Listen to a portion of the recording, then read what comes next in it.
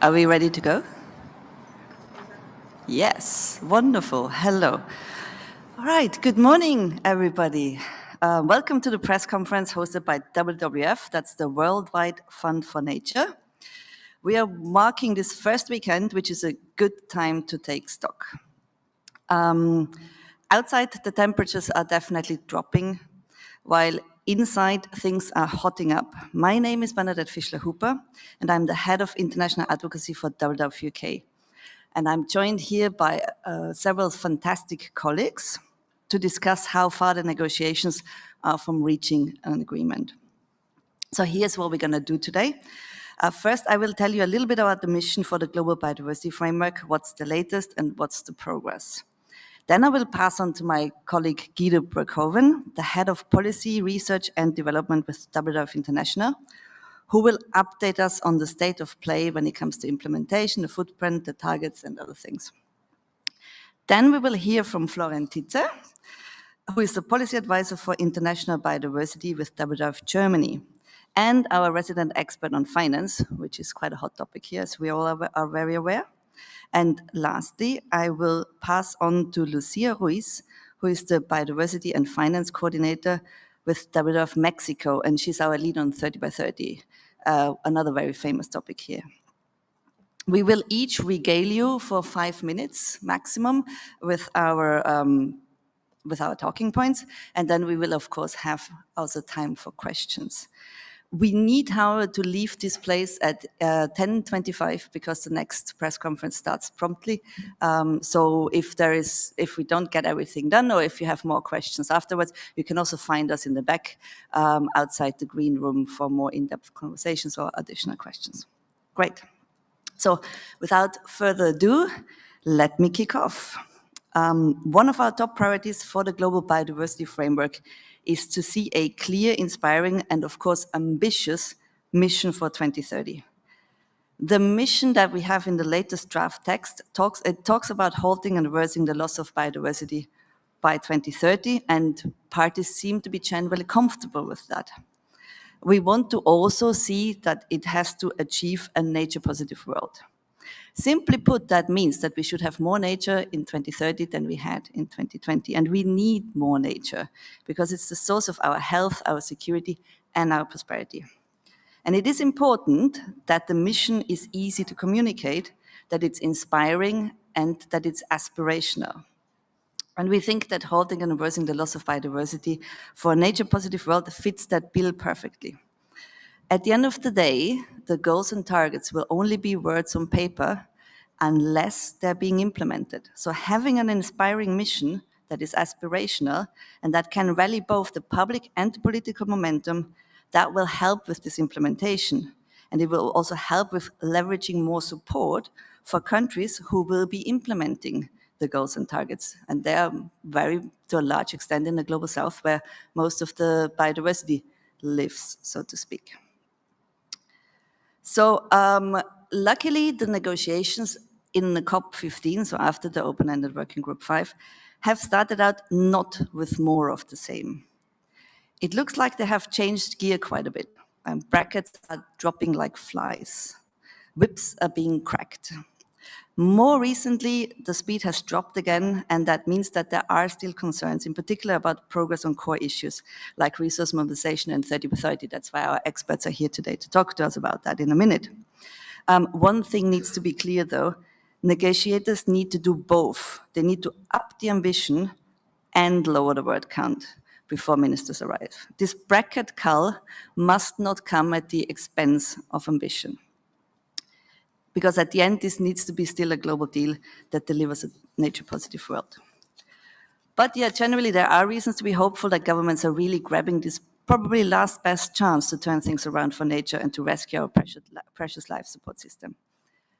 So that's enough for me now. I am going to pass on to Guido, who is going to give us an overall update on the state of play. Thank you. Well, the parties have certainly put the hours in over the last week to negotiate.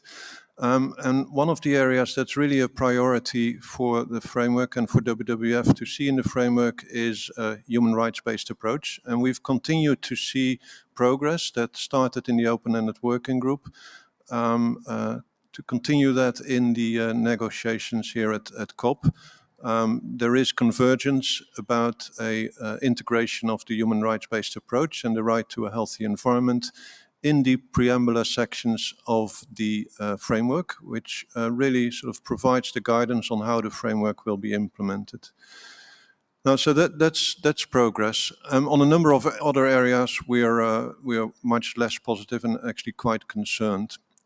When parties committed to this process at COP14, they concluded collectively that one of the failures, one of the key factors why the Aichi targets were not achieved was that the implementation was very weak and that the mechanism to monitor implementation was also very weak and really needed substantial improvement. For a stronger implementation, you need three things. You need to have the numbers in the goals and the targets.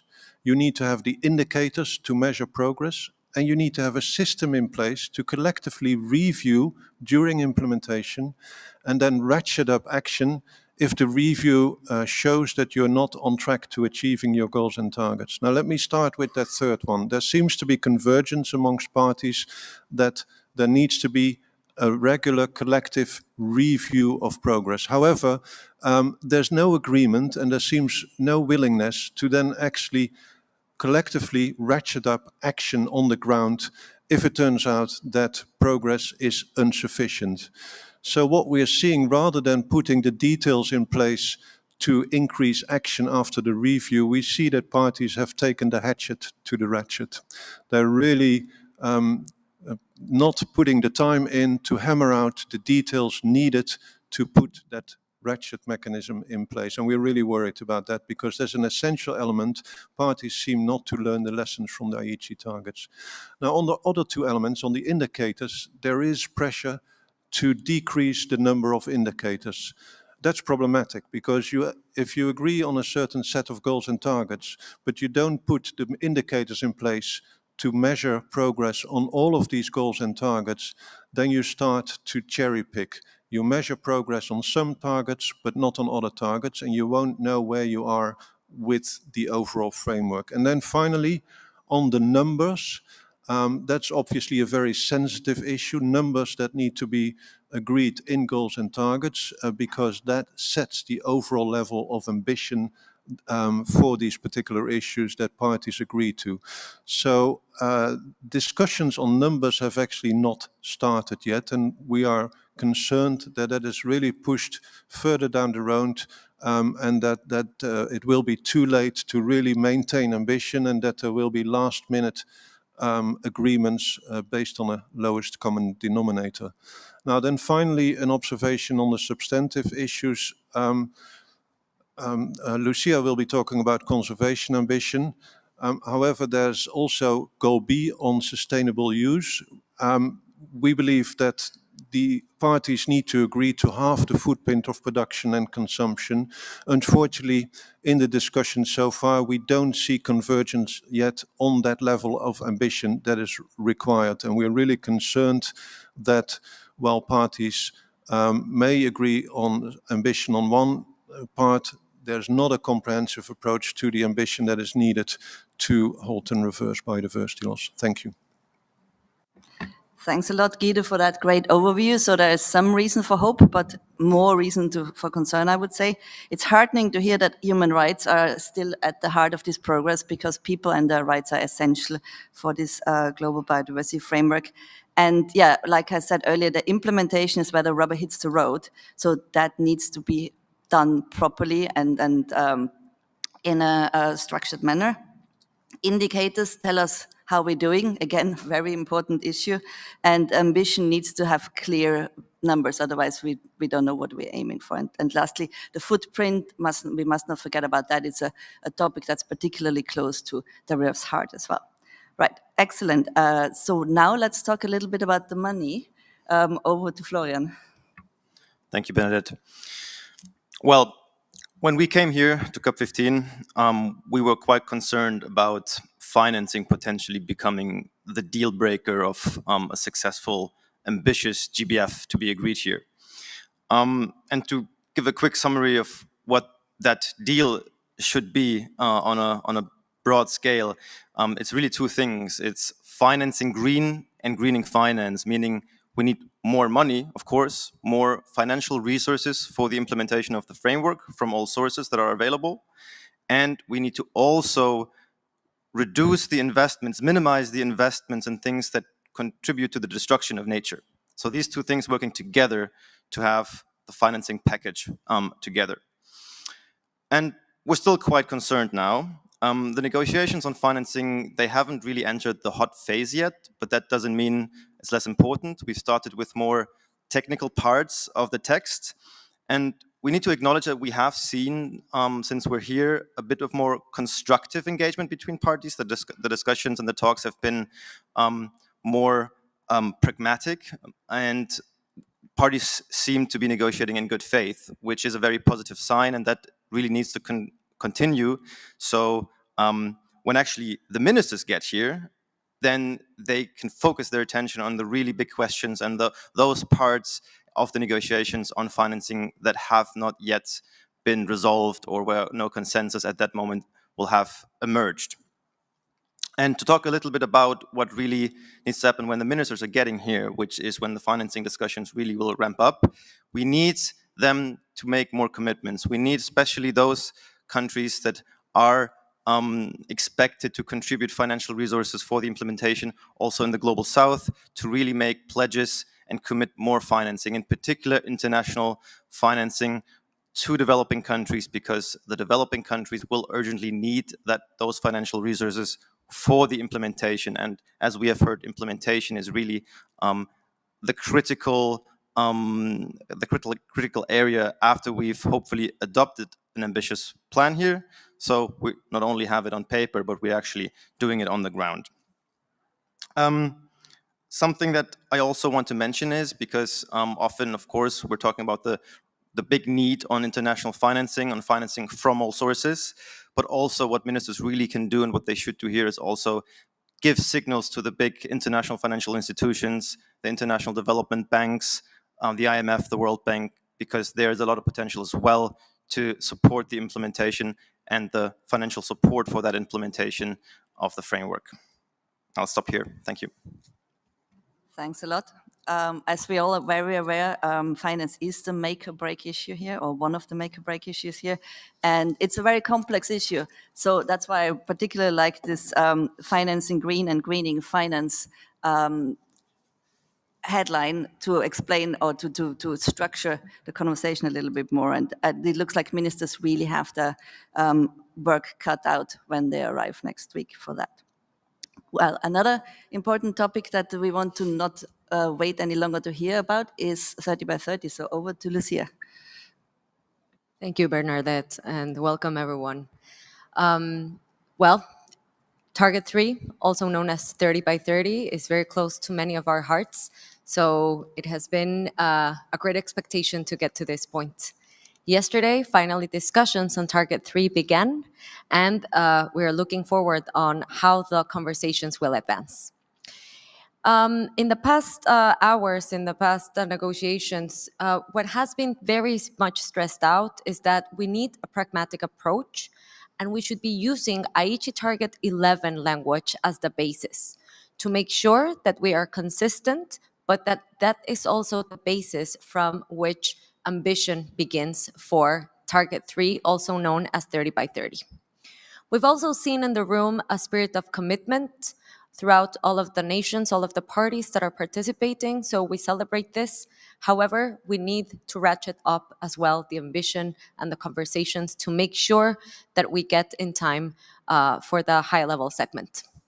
The general sense has also been to ensure that this is a global target, but also that the quantitative figures are given the same importance as the qualitative elements. And let me take you through this. To ensure conservation outcomes and achieve the Convention's first objective, as you know, which is directed to conservation, and also to ensure a nature-positive world by 2030, we also need to consider at the same level these qualitative elements. including making sure that we conserve the most important places on Earth, that is, that we are having representativity of the most important ecosystems, that these protected and conserved areas are also well connected.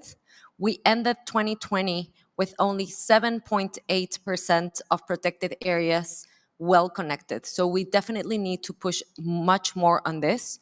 And we need effective management and equitable governance. And this is where we want to focus a little bit. To ensure equitable governance, we need functional, inclusive, participatory, gender-sensitive processes. And that is why it has been so important that in the last hours it was discussed that this element of equitable governance be maintained. Equitable governance should also include participatory decision-making processes, and it should always take into account indigenous peoples and local communities. So in the next hours, we will be getting to know how this will be addressed and how indigenous peoples and local communities' rights are not only secured, but also protected by this target. And finally, very important to also address is the free, prior, and informed consent that we need to address in this target to make sure that any process related to protected and conserved areas, and of course, other effective area-based conservation measures, is tackled from design all the way to implementation. Back to you, Bernadette. Thanks so much. Thanks so much. I think it's really important there, like Lucia said, that this is about quality, not only quantity, because size does matter, but also what you do with it. And it's another topic that will need to be tackled at ministerial level, but negotiators will have to do their homework before their bosses come to town. So overall, you see that little progress is made, but it's still too little progress. But this is also not the time to give up just yet, because giving up is not an option anyway. We need to fight. People and planet rely on us and on the negotiators here that there will be an ambitious global deal agreed for nature and for people. And you will hear this afternoon for sure also people making their voice heard about that. Please maybe send us some warm thoughts when we are all marching this afternoon outside in the cold. Well, this summit is a chance the world must not miss. It is probably the last best chance for governments to turn things around for nature and to rescue our precious life support system. Now we've got time for questions. And I would like to invite the journalists present here to ask for the mic and to introduce yourself. Maybe if you have a preference who wants to answer your question, let us know. And also try to keep it short so we have enough time for everybody to ask their questions. Ola, please. Thank you. Orla Dwyer from Carbon Brief. A question possibly for Bernadette, but I'd also be interested to hear from the other panelists on this, which is just how would you describe the leadership of China and Canada so far on this? And do you think more intervention will be needed, especially heading into the last days of the talks next week? Right. Let's maybe take that. Let's maybe take one other question, two other questions for now, and then we try to answer them all together. Please. Thank you very much. Timo Landenberger, a German journalist from Table Media. This is a question probably to Guido. You were saying that actually most of the parties agreed on the fact that the reason why we didn't really reach the IG targets is that that the implementation was too weak. So what is actually the difficulty now when everyone agrees on the reason to solve the problem? Thank you. Thank you. And the gentleman here in the second row. Thank you. Tetsuji Ija from Kyoto News. I have two questions. One, as you know, the U.S. delegation is to come as observers, and still they support NPS and 30 by 30. Do you find any positive impact of presence of U.S. delegation to speed up to have good result? That's my first question. And my second question is finance. Do you think that GEF should be a main source of financing CBD after the adoption of a new framework, or we should have any innovative new funding mechanisms for the framework? Thanks. Can you just, I didn't understand in your first question, you said the US supports what? Yeah, do you have any positive impact of United States presence for the negotiation? Okay. Okay, all right. So let's start with these questions. On the leadership of China and Canada, well, we know how this came about. The COP15 is under the Chinese presidency, and they have they have hosted the first COP15, COP15.1, a year ago.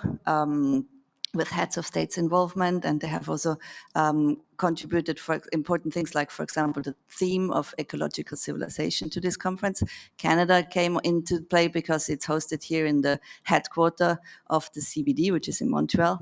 And we know that they are working quite frequently together and quite well together. They are willing to work, particularly when it comes to the topics of nature, constructively together. So far, it seems to be going okay. So let's hope it stays that way.